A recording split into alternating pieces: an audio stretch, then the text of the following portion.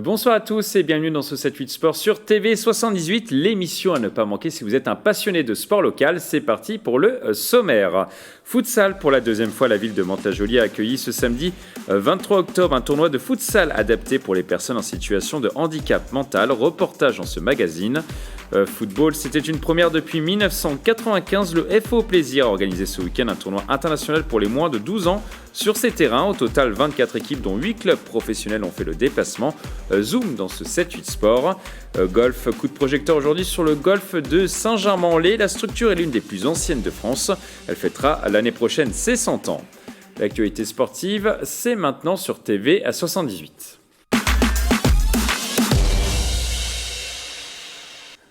Mais avant de développer ces titres, on va commencer par du tennis. Et une très bonne nouvelle pour le tennis yvelinois. Arthur Rinderknecht, le Saint-Germainois, vient d'être sélectionné pour participer à la Coupe Davis qui se déroulera du 25 novembre au 5 décembre en Autriche puis en Espagne. Sébastien Grosjean, le capitaine, a décidé de lui faire confiance. Arthur Rinderknecht est l'une des plus belles progressions du tennis français ces derniers mois. Il pointe actuellement à la 65e place mondiale. On passe maintenant aux résultats sportifs du week-end dans les Yvelines. Notre journaliste Bichente Merian Santisteban nous a rejoint sur ce plateau. Bonsoir Bichente. Bonsoir Mickaël. Alors ce dimanche, c'était la fin des championnats du monde de cyclisme sur piste à Roubaix.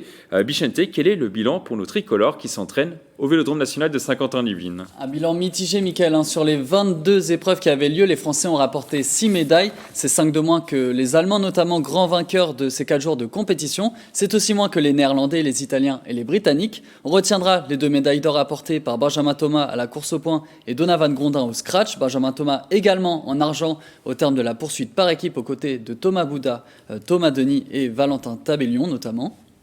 Alors notre cycliste a rapporté 2 médailles, il s'agit de Sébastien Vigier. Oui exactement Mickaël, l'argent d'abord avec Florian Grengbo et Ryan Elal en vitesse par équipe et le bronze tout seul comme un grand cette fois en vitesse individuelle. Côté féminin, un seul podium, c'est Clara Copponi et Marie Lenette qui ont monté la deuxième marche de l'américaine.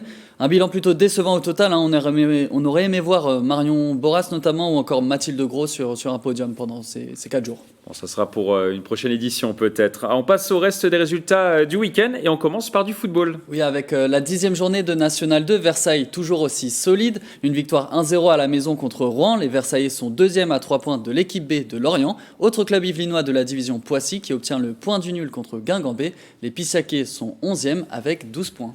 De la Régionale 3 présent et des Yvelinois au top dans cette division. Presque au top en tout cas, Mickaël, puisque les 2 clubs du département se trouvent sur le podium. Morpa d'abord en tant que dauphin après son match nul 1-1 contre Gretz-Tournant. Quant à Versailles B, une victoire par la plus petite des marges 1-0 sur le terrain de Charenton qui les place à la 3e place. Le chemin est encore long pour la montée, c'est la 4e journée seulement dans la division. Du rugby et plaisir qui se relance, j'ai envie de dire enfin. Oui, vous savez bien, Mickaël, que Plaisir connaît un début de saison compliqué. Peut-être que la victoire de ce week-end va être le déclic pour lancer véritablement leur saison. Un succès 39-12 contre Daumont qui replace les Plaisirois à la 8e marche du classement avec 2 victoires et 4 défaites. Prochain match pour enchaîner après une semaine de repos le 7 novembre contre la Baule. Dans la division d'en dessous, en Fédéral 3, Houille se balade. Les Auvillois, à la manière des All Blacks, l'emportent 71-11 sur la pelouse de Dieppe. Une première victoire en 4 matchs pour Houille avec le précieux bonus offensif. Pas de bonus offensif pour Versailles en revanche, mais une victoire aussi 29-25 contre Évreux. Les Versaillais sont 2e avec 13 points en seulement 3 matchs disputés. On termine par du handball et une défaite pour les féminines de Montigny-le-Bretonneux en National 2. En effet, 27-25, une déception pour les Inimontaines qui n'avancent pas, elles qui affichaient de grandes ambitions dans cette division. Elles stagnent au milieu de tableau, une défaite qui ne rassure pas avant une semaine de repos et la réception du Cercle Rennes le 6 novembre, les co-leaders du championnat. Mais qui sait justement, c'est peut-être aussi l'occasion de créer la surprise. En tout cas, on vous tiendra au courant. Merci Vicente pour toutes ces précisions. On va maintenant prendre la direction de Mantes-la-Jolie. Pour la deuxième fois, la ville a accueilli ce samedi à 23 octobre un tournoi de futsal adapté pour les personnes en situation de handicap mental. Des images de Justine Brasi. Ils ont joué au football malgré leur handicap mental. Ce samedi 23 octobre, 7 équipes des Yvelines et de l'Eure ont participé à un tournoi de futsal organisé au gymnase Lucan de Mantes-la-Jolie. Ça représente beaucoup de progrès et de représence pour nos collègues à nous. J'ai bien aimé, ça m'a fait me dépenser et après s'il y a d'autres tournois ou quoi, je suis ouvert. Au total, ce deuxième rendez-vous a permis à plus de 60 joueurs de pratiquer leur passion. Ils étaient 3 fois plus nombreux que lors de la précédente édition. Les matchs se sont déroulés de 13h30 à 17h. Chaque partie durait 10 minutes. Objectif, prendre du plaisir. Il n'y a pas grand-chose qui change. On va être beaucoup plus souple en termes d'arbitrage et par rapport à chaque individualité. En gros, on peut siffler certaines choses à d'autres personnes qu'on connaît où on va être un peu plus exigeant. Une personne qui a une déficience un peu plus profonde ou marquée, on va être beaucoup plus souple sur les règles, on pourra laisser un peu plus jouer. Donc c'est vrai que ce n'est pas 100% les règles du futsal, mais on garde quand même cette souplesse parce c'est pas le championnat du monde. La compétition a finalement été remportée par l'équipe de Mantes-la-Jolie. Les organisateurs ont déjà donné rendez-vous pour l'année prochaine. La 3e édition de ce tournoi de futsal de sport adapté devrait de nouveau être programmée en octobre. Encore du football, c'était une première depuis 1995. Le FO Plaisir a organisé ce week-end un tournoi international pour les moins de 12 ans sur ses terrains. Au total, 24 équipes, dont 8 clubs professionnels, ont fait le déplacement. Un montage de Rémi Lefebvre.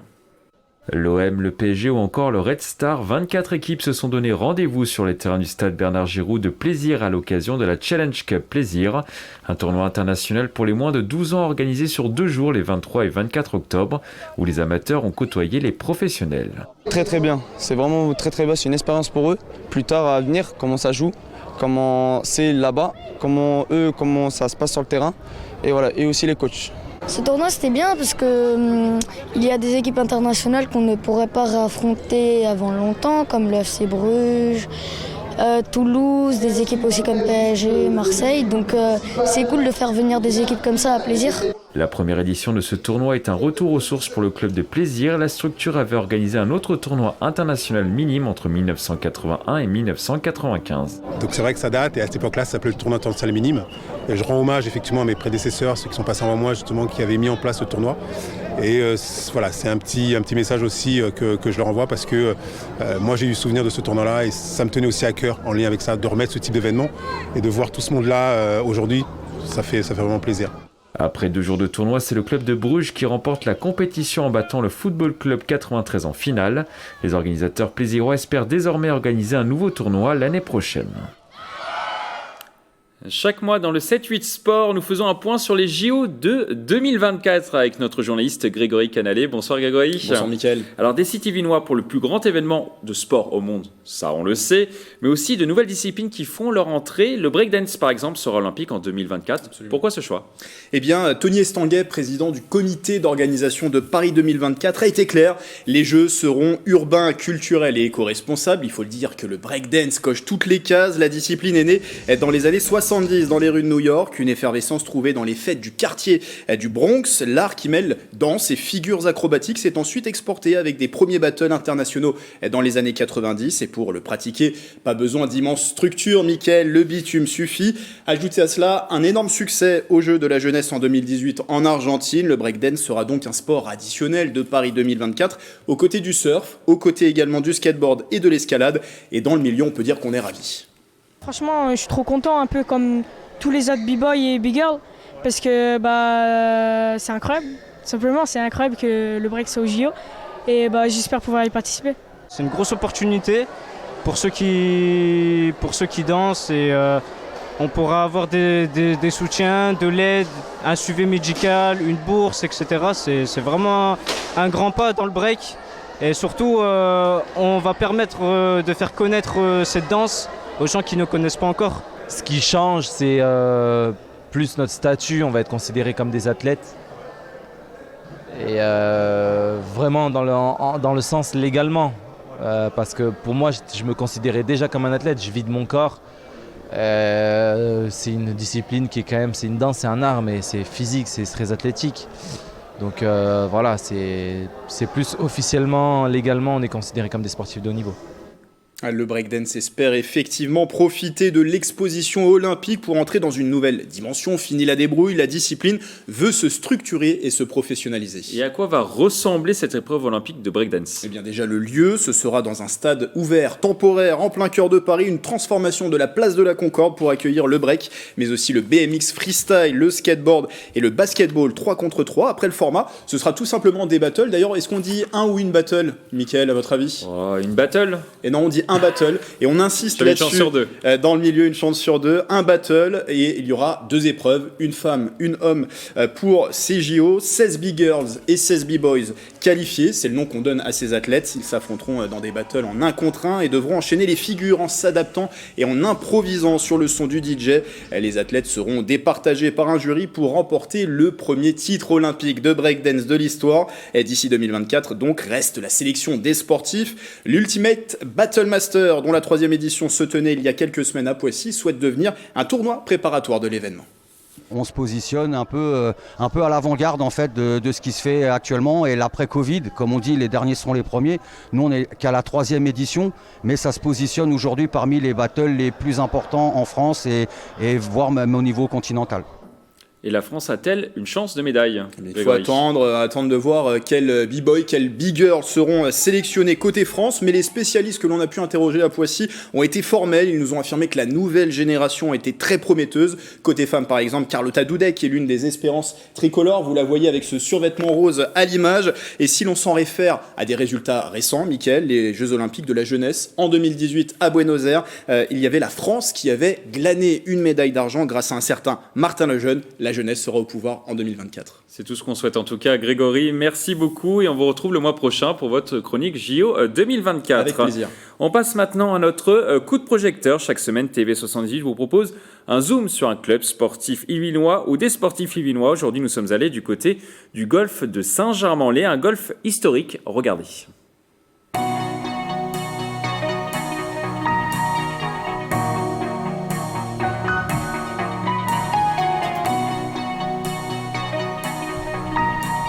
Bienvenue au golfe de Saint-Germain-en-Laye, l'un des plus anciens des Yvelines.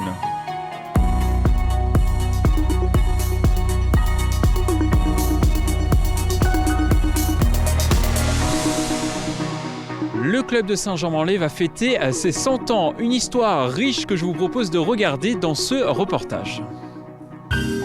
Il fêtera son 100e anniversaire dans un an. Le golfe de Saint-Germain est implanté dans la forêt depuis 1922 sur d'anciennes terres agricoles. Le parcours a été dessiné par l'un des meilleurs architectes de l'époque, Harry Colt. Le Britannique a conçu un parcours forestier reconnu dans le monde entier avec notamment 116 bunkers.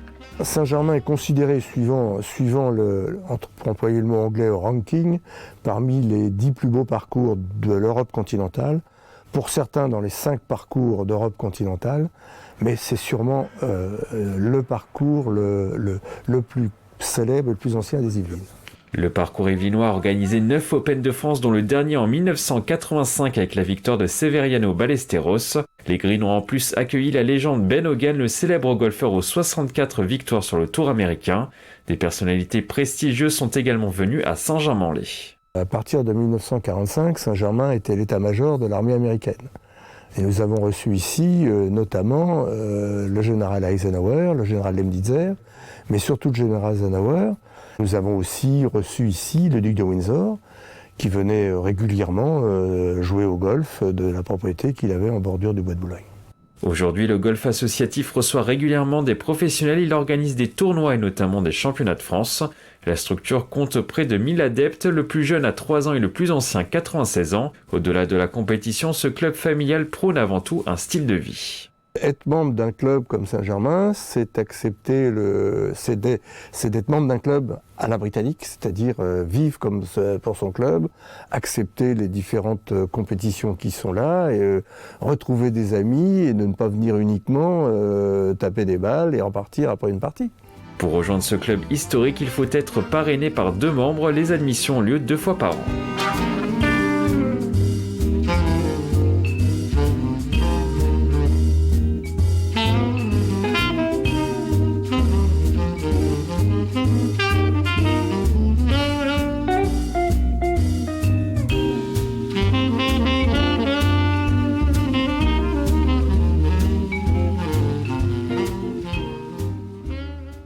vient de le voir, le club de Saint-Germain-en-Laye a une histoire très riche. Laurent, vous confirmez ? Oui, on a une histoire très riche, effectivement, une histoire sportive, bien sûr, parce que c'est plus ça qui nous intéresse aujourd'hui. Mais on est un club bientôt centenaire et on a une politique ici très, très sportive, alors à la fois vis-à-vis de nos membres et vis-à-vis des golfeurs français, puisqu'on reçoit très régulièrement et on organise très régulièrement des tournois français et internationaux. Alors là, récemment, vous avez organisé la Golfers. C'était du 13 au 17 octobre. Oui. Tout simplement, est-ce que ça s'est bien passé ? Ça s'est très très bien passé. On a eu d'abord beaucoup de chance avec le temps. Le parcours était fantastiquement préparé. Et alors nous, malheureusement, on a été battus en quart de finale par Saint-Non, qui a remporté finalement le tournoi. Mais c'était une très belle épreuve. On a eu du monde le dimanche et le samedi pour suivre les différentes parties. Et je crois que c'est un tournoi qui a fait l'unanimité au niveau des joueurs et des spectateurs. Donc on est très contents. Et est-ce que l'objectif, c'est aussi de sortir des pépites de ce club de Saint-Germain-en-Laye ? Alors oui, c'est de sortir des pépites, mais nous on a un double objectif. Le premier objectif, c'est de former des golfeurs, parce que tout le monde ne sera pas champion. Tout le monde n'en a ni l'envie ni les possibilités. Donc nous, c'est avant tout de former des golfeurs qui vont aimer ça, qui vont progresser, qui vont être des golfeurs toute leur vie. Et puis parmi tous ces jeunes qu'on entraîne, on en a quelques-uns qui vont être des golfeurs de haut niveau ou des golfeuses de haut niveau. Mais ça concerne à chaque fois 4-5 jeunes garçons, 4-5 jeunes filles. Donc c'est pas l'essentiel de ce qu'on fait. Mais bien sûr qu'on essaie de former des jeunes de haut niveau.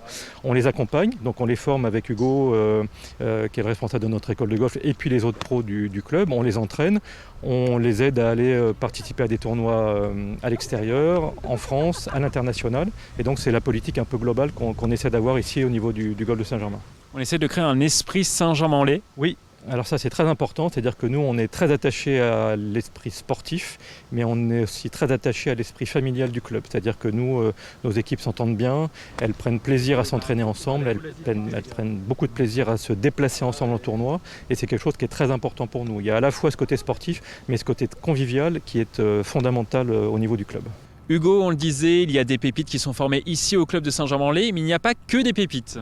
Non, effectivement, on s'occupe aussi des tout petits. On commence avec eux, justement, c'est dès le plus jeune âge qu'on peut les aider à se développer. Donc on a organisé notre école de golf pour que le dimanche, on ait tous les jeunes à partir de 6 ans qui puissent du coup créer déjà une cohésion, une amitié, créer des affinités et s'entraîner du coup pendant l'école de golf pour progresser. Et ensuite, dès qu'ils basculent autour du collège, la 6e, la 5e, on les fait basculer le samedi. Donc là, on retrouve encore une fois 2 catégories de joueurs. On a le loisir qui est toujours là, qui du coup vit son golf beaucoup plus en détente, voir les copains, jouer au golf, aller sur le parcours. Et on a évidemment aussi des groupes de haut niveau qui représentent du coup nos équipes U16 et qui après, à l'avenir, on a l'espoir de les faire monter dans nos équipes 1 pour jouer tous ces Lagounouillou. Et du coup, ces joueurs-là, on les a, comme les autres joueurs, 1h30 le samedi, et on les aide à progresser sur du contenu beaucoup plus entraînement, avec beaucoup d'individualité, en cohésion et en travail avec leur coach individuel aussi, parce que c'est des jeunes qui s'entraînent pas forcément avec moi, avec d'autres pros, et du coup, l'idée, c'est de faire coïncider le travail de chaque pro avec son joueur pendant nos cours d'école de golf, donc beaucoup d'individualité pour les faire progresser énormément. C'était presque parfait.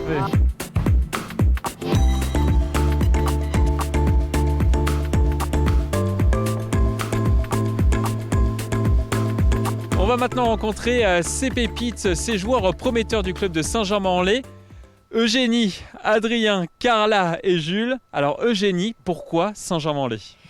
Moi je suis allée à Saint-Germain pour son équipe parce que c'est une équipe qui est hyper familiale, tout le monde se tire vers le haut, et je suis également venue pour la qualité du parcours et la qualité aussi du club. Adrien, c'est un peu les mêmes réponses ? À peu près les mêmes réponses. Je dirais que Saint-Germain est un super club parce qu'il croit vraiment en nous. Dès qu'on fait des bons résultats, on reçoit des messages du directeur qui nous dit bien joué, continue là-dessus. Et on a des super coachs. Les coachs sont incroyables à Saint-Germain. On a des super zones, des super structures d'entraînement. Donc voilà, c'est vraiment un super club. Carla, ce club de Saint-Germain-en-Laye, est-ce que ça peut te faire progresser, Carla, ce club de Saint-Germain-en-Laye ? Ah bah oui, surtout que je suis arrivée il n'y a pas très longtemps au final. Et du coup, les zones d'entraînement, comme disait Adrien, elles sont vraiment géniales. Et les coachs, ça change et on progresse. Jules, est-ce que tu as ce sentiment-là aussi que tu peux franchir un palier en étant ici au club de Saint-Germain-en-Laye? Bien sûr, grâce aux équipes, aux dirigeants qui apportent une dynamique sportive récemment. Et c'est sûr que les coachs sont super formés au niveau des nouvelles technologies, donc on peut vraiment progresser cet hiver et arriver plus fort l'année prochaine. Toi, quels sont tes objectifs à l'avenir? Mes objectifs au long terme, c'est de partir aux États-Unis pour obtenir une bourse et pourquoi pas passer pro, même s'il faut quand même un plan de secours. Mais c'est sûr qu'en termes d'objectifs, ce serait magnifique de remporter les championnats de France par équipe avec le club. Ce serait fantastique, et la Coupe d'Europe forcément, même si va falloir s'entraîner pour ça. Carla, toi aussi tu te diriges vers une carrière aux États-Unis peut-être, ou une carrière professionnelle? Ouais, c'est ça l'objectif numéro 1 dans le fond. Et je pense que c'est pour ça qu'on a un peu tous, au début, même si c'est pour s'amuser, c'est un peu pour ça l'objectif final, c'est de partir en fac américaine pendant les 4-5 ans. C'est génial, c'est une expérience, même si au final ça ne débouche pas sur une carrière professionnelle. Ce que j'aimerais quand même, c'est quand même une expérience, que ce soit linguistique ou scolaire, et golfique évidemment, mais c'est extraordinaire. Quelques semaines plus tard, nous rencontrons une autre golfeuse du club, Alexandra Bonetti, une joueuse qui a percé au niveau professionnel. Bonjour Alexandra. Bonjour Mika, ça va? Oui, ça va, et toi? Ouais, super. Alors, plein entraînement, c'est ça? Exactement. Qu'est-ce que tu travailles? On a une petite mise en situation donc d'un exercice que je fais régulièrement le matin pour travailler mon stroke de putting, donc le mouvement de putting, où tu as ces 2 premiers tees pour travailler le fait que la face de club revienne bien centrée. Et ça, c'est pour la ligne de départ, que la balle sorte bien en ligne en fait. Ça n'a pas l'air simple. Non, je te laisse essayer d'ailleurs. J'essaye. Après, ce sera à toi. Alors, on essaye. Alors, il faut bien mettre la balle vraiment là. Bien là, d'accord. Tu vois, pour que le putter soit entre les 2 tees. Ça semble un peu compliqué. Allez. Tac. Ah. Dommage. C'est effectivement difficile, c'est ce qu'on disait. Donc c'est mon métier pour une raison quand même. Mais voilà, donc ça c'est le matin, voilà, pour ancrer la technique le matin, et ensuite une fois qu'on va sur le parcours, c'est automatisé, on n'a plus besoin de penser à la technique, mais plutôt seulement à la vitesse, à la lecture de pente, etc. Et combien de fois tu l'as fait cet exercice? Des milliers de fois, je ne compte plus là.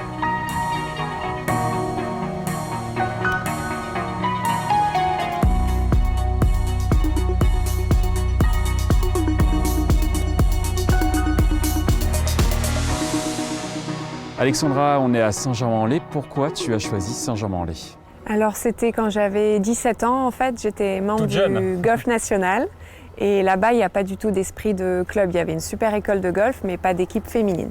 Donc il y avait les 4 clubs parisiens qui forcément commençaient à toquer à la porte, et j'ai choisi Saint-Germain par le parcours exceptionnel bien sûr, mais j'avais des super copines et l'ambiance m'avait toujours plu, un côté sportif mais un côté familial aussi. Je me suis vraiment sentie extrêmement bien ici, et dans ce cadre où on a l'impression d'être à Osgore, donc hyper agréable. On va revenir sur ton parcours. Tu es notamment partie aux États-Unis, très jeune également. Oui. Pourquoi? Alors c'était le seul moyen de combiner études à haut niveau et golf également à haut niveau, où là-bas on avait 20 heures de golf et 20 heures d'études à peu près par semaine, donc très intense.